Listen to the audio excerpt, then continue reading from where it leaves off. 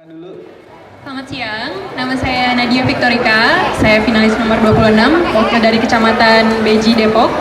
Dan ya, saya hari ini akan membawakan storytelling. Oke.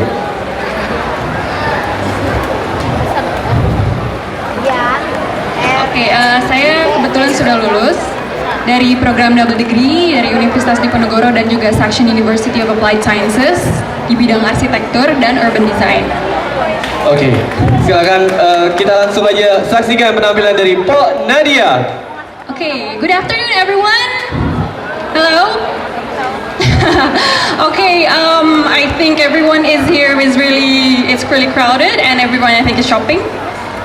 I got a couple of pictures here and I'll probably tell about some history about an urban legend. Maybe most of you have heard about a folklore, like for instance, Timun Emas or Si Kancil or Malin Kundang. Anyone? Anyone? Okay, no. I got a picture here about, you probably can see this is a singkong and also firewood. History and culture is something really important in our life. They tell about certain events and also recall us about certain history or memory. So today I intend to tell you about the history of what we have in Depok City. Well, maybe some of you might be questioning me what this picture is. A couple of centuries ago, around about 15th century, there's a person called Pak Jimin. He is originally come from Ciganjur.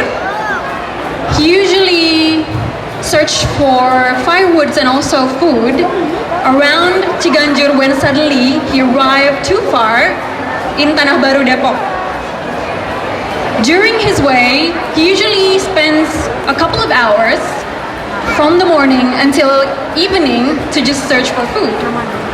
But suddenly, he went too far and arrived in a really dark forest. In this dark forest, he heard a very, very interesting and very mysterious sound. It sounded like gong, gong. He was really curious because it was very dark and in the forest, he didn't recognize that there would be a music played in the forest. So what he did was he searched in the woods to find where that source of sound is. Until one day, until one moment, he reached a light. This light was also a source where he heard the voice, the sound, the peculiar sound.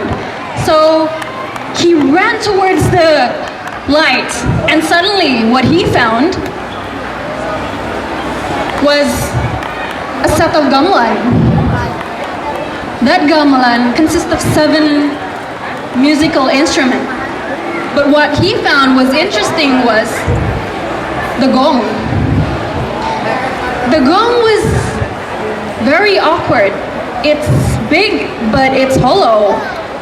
The center is reflecting a mysterious light. And he found out that the musical instrument was not played by anybody. So it was very mysterious. So he thought that it was really something that he should take from the river that he ran towards. So he took one by one out,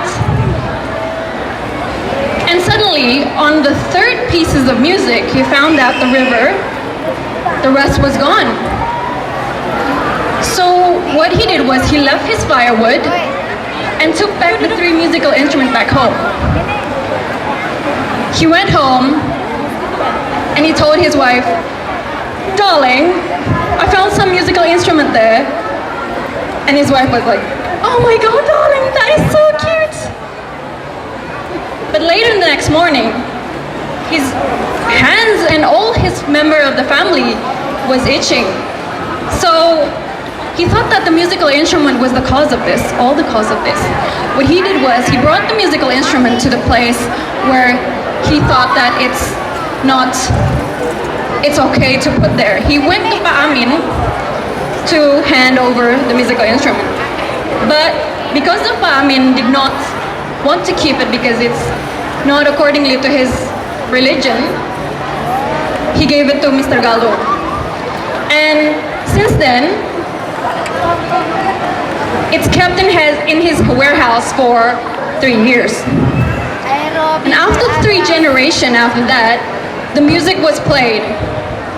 After the 4th generation, it was played by Mr. Pak Jayadi, Buang Jayadi. Now he's 65 years old. But sadly, now, since rarely people play music, gamelan music, it's not yet played by anyone. So this is actually where the origin of Tugu Tanah Baru is. It's where now the gong is now placed in Tugu Tanah Baru Depok, and now the replica is being placed in Tugu Tanah Baru. But what we can learn from the history is that we should tell folklores and legend to make people realize that history and culture is very important to determine an origin of a place and to preserve the culture. So, thank you for listening to my retelling story and have a great day.